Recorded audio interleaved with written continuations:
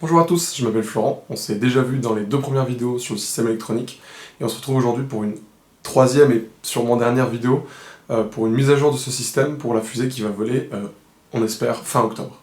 La vidéo sera un peu plus courte que les deux dernières, tout simplement parce qu'on est sur quelque chose qui reste très similaire à ce que j'avais fait l'année passée pour la première tentative de lancement, qui s'était soldée par une explosion du moteur.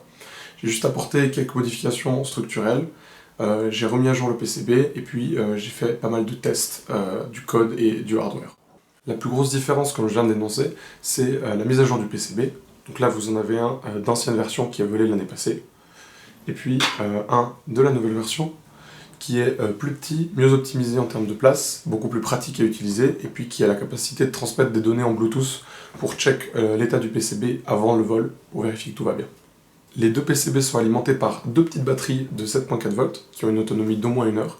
Et puis le dernier composant principal dans le système, ce sont ces petites piles 12 volts qui fournissent le courant qui sert uniquement à l'allumage des allumettes électroniques.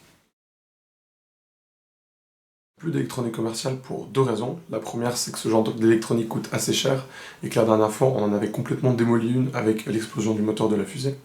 Et la deuxième, c'est que je pense qu'on peut avoir relativement confiance en mon PCB, parce que j'ai eu l'occasion de le faire voler 4 fois sur des fusées de haute puissance, et il a fonctionné 4 fois parfaitement, dont une fois en étant actif et en déployant un parachute.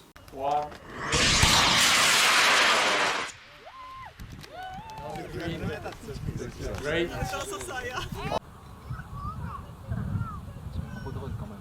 Ouais. Ah, nice. Perfect. Yes.